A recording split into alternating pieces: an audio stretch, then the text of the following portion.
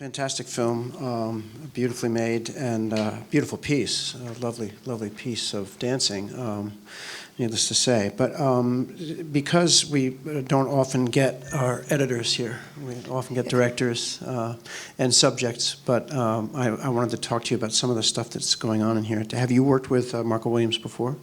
I have. I think this was our third film, maybe our fourth together, and we're doing another one together now.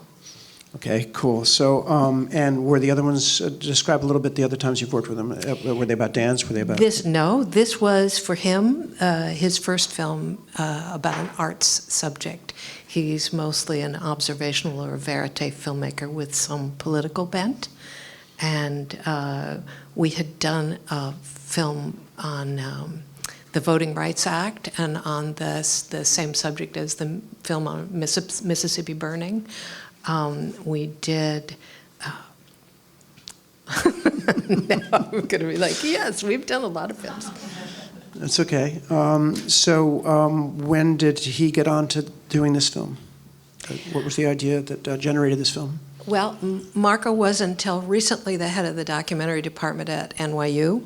He's since moved on to Northwestern, which is why he wasn't here today. He's just moved his whole house and family and everything. But as the head of the doc unit at NYU, he would frequently get phone calls, emails from people that say, we think this would be an interesting topic for some of your students to come because Andonis Foniandakis, the choreographer, thought that he wanted to have somebody come and tape some of the early rehearsals, because part of his work process, which we weren't able to show in the film, is to record with his iPhone or with his iPad, and then after the dancers are gone, he reviews it, and he thinks about it, and he thinks about that. I don't know if you were able to discern from the film, but he would come in every day with something new or a change. And corrections. Corrections, yes. Well, his English is definitely not his first language, and so there were a number of things that he said that we would have said differently.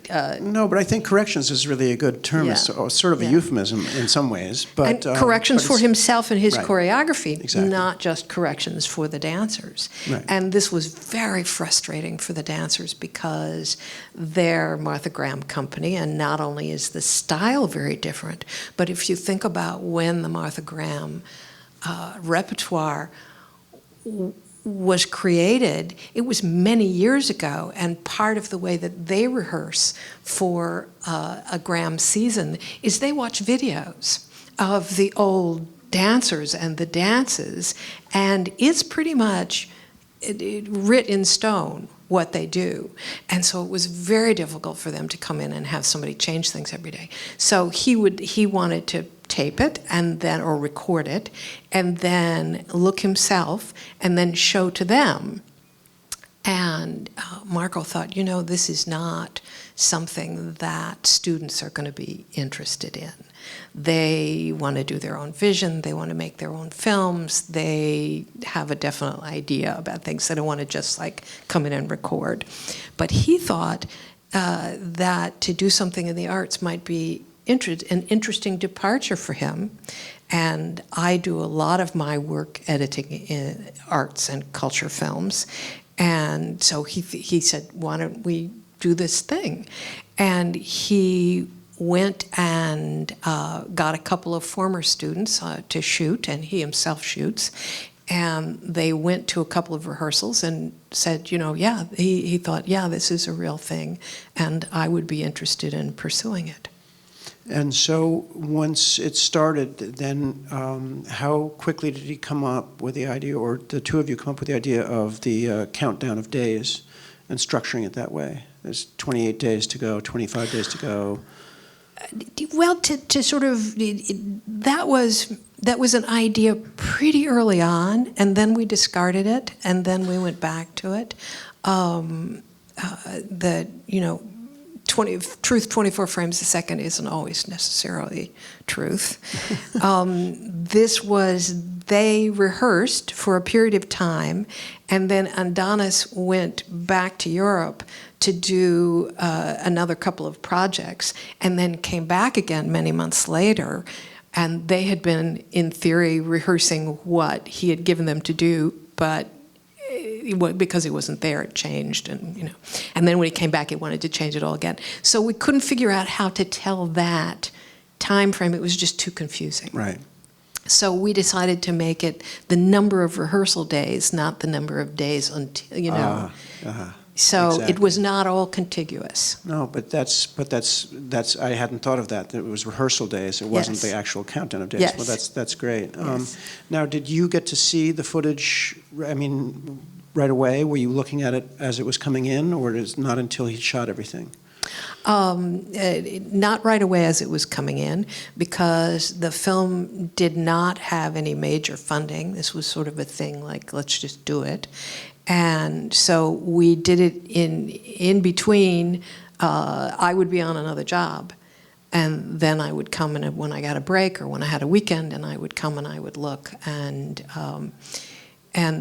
then, of course, then Adonis went away, and the footage was there, and I was able to look. And then he came back, and they shot the rest of the film. We would do like maybe 3 or 4 weeks together, and then I would go on to another job, and he would go and try and raise a little more money. And then come back and do some more. Yeah, yeah. Okay, so so in the days themselves, so it's 25 rehearsal days until Yes, the opening. yes. Okay, so and is everything in that day? Was it actually shot in that day? Do you know what I mean? Was there a clapper on it that said this is that day of rehearsing? You mean for me to be aware of the day, or for see. you to be aware of the day? Well, I mean, there's cutaways of shots that are not necessarily didn't happen on that day. Somebody right. nodding, or somebody looking concerned, in order to move the story along. Exactly. Well, that's what I'm saying. That's because that's the fascinating part to me about the editing, is that when you need what you need for the story, it may not be right there at that time, right? So you can. We did stay true to the chronology. Now, the first few days, their first few days together are not here, because the shooting didn't start from the very first inception of the dancers and the choreographer meeting, which would have been a great thing to have.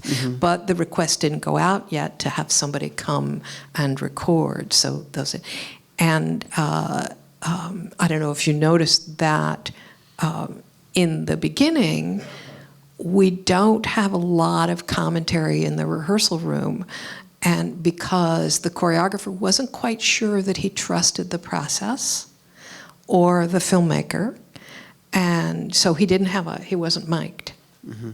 And so it was just how close the cameras could get to him to pick up what he said. And as it went through time, and Donna sort of adopted Marco as his sounding board and his friend in a process that was fairly difficult for him. And about halfway through the process, he began wearing a lav, and so we were able to make a much more observational type film. I knew what day everything was because my assistant, one of the assistants on the film, Marissa Govern, is here, and we logged and sorted all the material by not only what day it was, but also which part of the dance they were rehearsing and what they were wearing. And so if I needed to cheat something, I knew that the plaid shirt came back on Thursday. Well, that's excellent, but that's a lot of stuff to keep track of. I would say. So. Yes, and there were 3 cameras. Not every day. Some days there was only 1, but some days there would be 3, because the camera people were also sort of showing up somewhat out of their own interest and goodwill, and they had other lives, and some days they were able to show up and some days not. Well, the way the story is put together from the filming, but your editing work especially, it becomes a very dramatic film, obviously. Yeah. So it becomes more than documentary in terms of the tension and the suspense and what's going on in the conflicts. And I mean, I'm an actor as well, so I know a lot of the backstage drama that takes place. But it was really stunningly done. When we get to the end of it and there's the performance. What's involved in making those kind of overlay shots of, where there's the emotion and then you see an image embedded over the emotion. There are echoes of the movement in the filming. So is that done with, how do you put that together as an editor? I don't know how, you can't film it that way, can you? There were a couple of dissolves. It looked like they would make a motion, and the camera would pull back, and then you'd see a sort of an overlay image of that motion. Did anybody else see that? Yeah. Just a repetition. For example, the skirt would go like this, and it looked, maybe it was the movement of the skirt. No, but it was like an echo. It looked like an echo of the entire image, it seemed like Well, to me. that's part of the choreography. Okay. So they do repeat a lot of actions, It seemed and like it they was the do image. mirror each other. Well, I knew that. All of but the characters. It looked like there was an overlay on top Well, of it. there was a portion where, filming at City Center is not an inexpensive or easy process, and so we weren't able to set up the cameras in any way that was really good for the film. So there was a camera up in the balcony, and then there was a camera that was closer on stage for a brief run through. And so I mixed those two images from the actual performance and from the run-through, because during the performance, not only was the camera way up here, and so you couldn't get intimate and close, they did have a lot of problems, which you may have discerned from the tech rehearsal, where the lights were too dark. Mm. And much of the actual performance footage was too dark. And so I used some rehearsal footage. So yes, it's not totally in sync. They weren't dancing totally. So yes, there may have been a little delay. I should say, totally on purpose. Well, it was beautiful. Let's put it that way. We did at some point discuss, I don't know if you've heard the expression, the language of the film. When you set out to do something, you determine either from the beginning, and that may change, or somewhere along in the process, you decide what is the language of your film. Is it going to speak observational or verite or investigative, and visually, what are you going to do to communicate and to stay true to that language? And all throughout the whole film, we didn't dissolve, because that was not part of the language of the film we wanted to make. We didn't want to do this kind of filmy, or tell the passage of time through that kind of device of doing a dissolve. We wanted to try and tell it through the story, the passage of time, and also the cards. And then we got to the end, and there was just no way they were dancing in sync the same way.